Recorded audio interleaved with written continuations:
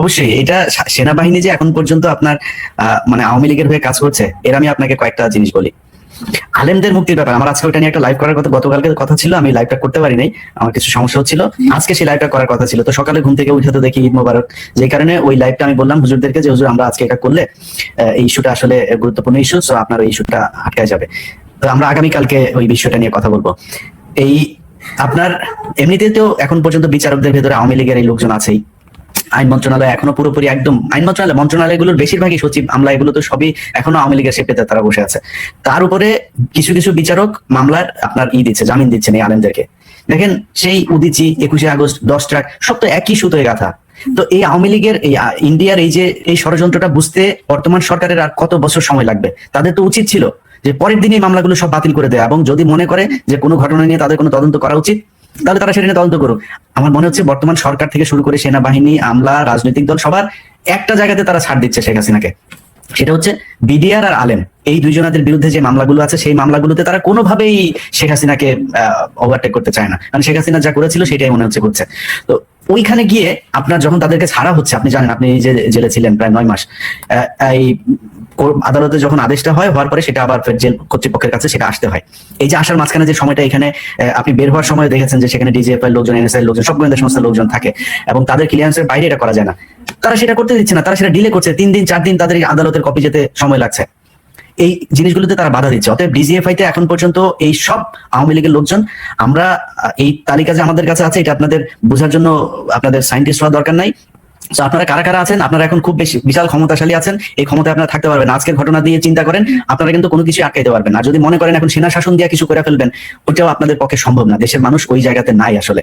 তো এই আজকের ঘটনায় যারা বুলডোজার করেছেন, আটকেছেন, এবং বিভিন্ন জায়গায় সেনাবাহিনীর এই যে গোয়েন্দা সংস্থা মিলে নানান ধরনের গোয়েন্দা তৎপরতা করে তারপর সরকারকে বেকায়দায় ফেলে আবার শেখ হাসিনাকে আনার জন্য পায়তারা করছেন, স্বপ্ন দেখছেন, এই দিবার স্বপ্ন থেকে সেনাবাহিনীকে বের হয়ে আসতে হবে।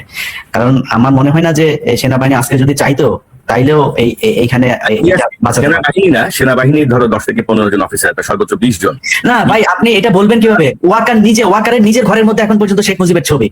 আপনি সেনাবাহিনীকে বাঁচায় বলবেন, সেনা প্রধান যদি এটা হয়, আমরা সেনাবাহিনীকে বলবো কিভাবে যে আসলে একদম পুরো সেনাবাহিনীকে ধরে কথা বলতে ইচ্ছা করে, সবাইকে ধরেই কথা বলি। আমরা এটা জানি যে এখনো সেনাবাহিনীর ভেতরে অনেক ভালো মানুষ আছেন, কিন্তু আমি তাদেরকে বলবো যে দেখেন আপনারা আপনাদের সেনা প্রধানকে বুঝান, এবং এই যে ডিজিএফআই প্রধান থেকে শুরু করে যারা যারা ডিজিএফআই তে ঝামেলা করছে তাদের আমার মনে হয় মানে এই পরামর্শটুকু দেওয়া উচিত যে মানুষ ওই ইয়ের মধ্যে আসলে এখন নাই। সেনাবাহিনীকে ঠিক হইতে হবে। 14 নির্বাচন, 8 নির্বাচন থেকে শুরু করে সেনাবাহিনী যেসব ঘটনাগুলো ঘটিয়েছে সেগুলো এই দেশে আর ঘটতে দিবে না বাংলাদেশের মানুষ।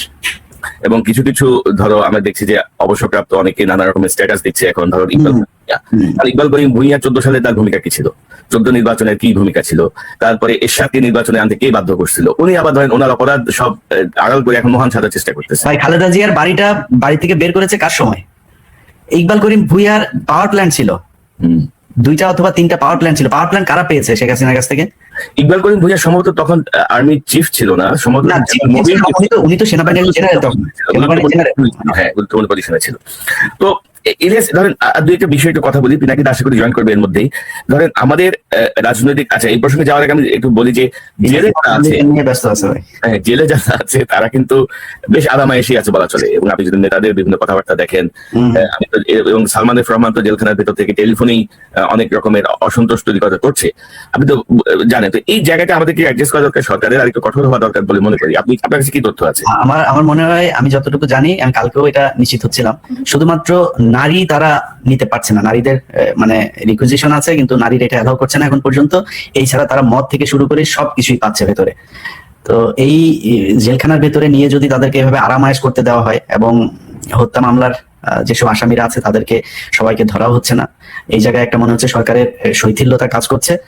এই জায়গাগুলো তো অবশ্যই আমার মনে হয় ওই যে যেটা বললাম শুরুতেই, যে ছাত্রদের আরো বেশি তৎপর হওয়া উচিত, এবং ছাত্রদের বোঝা উচিত যে এই জায়গাগুলোই তাদের মূল পুঁজি। ছাত্ররা যদি মনে করে যে কয়েক হাজার কোটি টাকা ইনকাম করে নিয়ে তারপরে তারা বিশাল আকারে কিছু করে ফেলবে, ওটা দিয়ে শুধু একটা কাজই করতে পারবে, এই সরকার অন্য একটা সরকারের কাছে নির্বাচন দিবে, নির্বাচন দিয়ে আসিফ নজরুলের মতো বউ বাচ্চা নিয়ে তারপরে সব আমেরিকায় চলে যাবে, সেখানে গিয়ে সারা জীবন বসে খাইতে পারবে। এটা সত্যি কথা। কিন্তু যদি মনে করে যে না আসলে রাজনীতি করতে চায়, দেশের মানুষের পাশে থেকে কিছু করতে চায়, দেশে থাকতে চায়, তাহলে তাদের দেশের মানুষের টোনেই কথা বলতে হবে।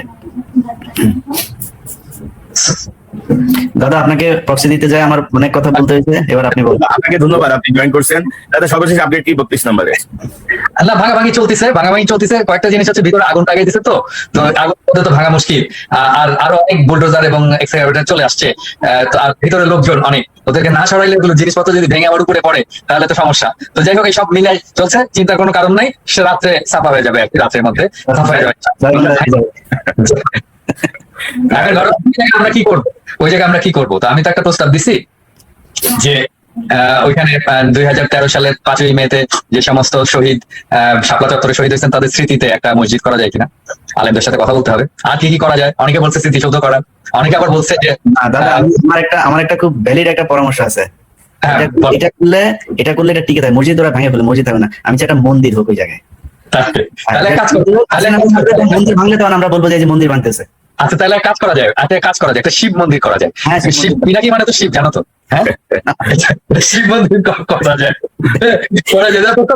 প্রস্তাব দিয়ে দাও আর হয়ে যাবে।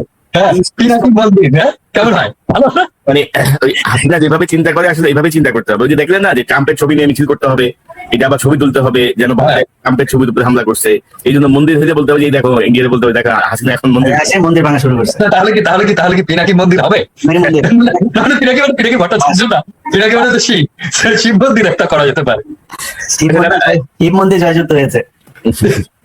দাদা এই যে আপনি যখন ছিলেন, আমরা কয়েকটা প্রশ্নের কথা বলছিলাম, এই প্রসঙ্গটা আমি শেষ করতে চাই, আর বেশি লম্বা করতে চাই না। যে ধরেন আমাদের রাজনৈতিক দলগুলো কিন্তু ধরেন এখনো সেই 2008-এর যে আগের রাজনীতি, মানে 2008 সালের আগের যে পুরাতন রাজনীতির ওই ফর্মেটেই ভাবছি অনেক কিছু। আমার মনে হয় এই পরিবর্তন যাতে হচ্ছে, মানুষ যে এখন বাংলাদেশের গণমাধ্যমের চেয়ে অনলাইনের উপরে ডিপেন্ডেন্ট, সোশ্যাল মিডিয়ার উপরে অনেক বেশি নির্ভরশীল, অনেক বেশি ট্রাস্ট করে, এই জায়গাটা ধরেন এখন এই যে আমি বলছি যে আওয়ামী লীগের সহযোগী এবং অনুরাগীদের কোনো অনুকম্পার সুযোগ নাই আর না, আমাদের একদমই নাই। কারণ আমরা তো 6 মাস দেখলাম ওদের মধ্যে তো কোনো অনুশোচনা নাই।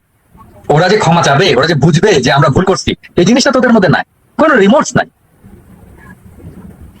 তো সেই জায়গাটায় কি পদক্ষেপ নেওয়া যেতে পারে? কারণ বিভিন্ন জেলায় ধরেন এখনো অনেকেই ধরেন আওয়ামী লীগের নেতা হয়ে, বিএনপি নেতা হয়ে গেছে, বা কেউ জামাতের নেতা হয়ে গেছে, নানাভাবে এটাকে তারা শেল্টারে ঢুকে তারা আবার আগের অ্যাক্টিভিটিতে চলে গেছে। আমাদের বুদ্ধিজীবীরা, আমাদের সাংবাদিকরা কিন্তু খুব কৌশলে ছাত্রদের মধ্যে ভেজাল লাগাচ্ছে। প্লাস আজকে যে সেনাবাহিনী সেখানে হঠাৎ করে গেল, কার নির্দেশে গেল, সেটারও একটা তদন্ত হওয়া প্রয়োজন নিশ্চয়ই। আপনি বলেন না, আমি তো ইএস এর সাথে ওই লাইভে বলছি যে সেনাবাহিনী 8 টু সিভিল পাওয়ার এখানে ডিপ্লয়েড আছে। সো আমি নিশ্চিত হয়েছি স্বরাষ্ট্র মন্ত্রণালয় থেকে বা সরকার থেকে সেনাবাহিনীর কোনো সাহায্য চাওয়া হয়নি। তো সেনাবাহিনী নিজ উদ্যোগে গেছে, এটা ওয়াকারের নির্দেশে গেছে, ওয়াকারকে ব্যাখ্যা দিতে হবে কেন সেনাবাহিনীকে তারা এখানে পাঠিয়েছে। তবে সেখানে যে সেনা অফিসার এবং সৈনিকেরা ছিল তারা যথেষ্ট যৌক্তিক আচরণ করছে এবং তারা ফিরে গেছে কোনো ঝামেলা না করেই। তো আমরা ধন্যবাদ জানাই ডেফিনেটলি এখানে কোনো ঝামেলা না করার জন্য। আমরা পুলিশকে ধন্যবাদ জানাই, কারণ পুলিশ এখানে কোনো ঝামেলা করেনি এবং তারা ছাত্র জনতার উপস্থিতির পরে এখান থেকে সরে গেছে জায়গা ছেড়ে। আমরা তাদেরকে ধন্যবাদ জানাই। আর নতুন রাজনীতির কথা যেটা বললেন, যে দেখেন পুরোনো দলগুলো পুরোনো রাজনীতি করবে, কারণ পুরোনো দিনের মানুষ তো ওনাদের চিন্তা ইয়ে করতে পারবে না। নতুন রাজনীতি যে কিরকম হতে পারে এটা ওনাদের ধারণার মধ্যে নাই।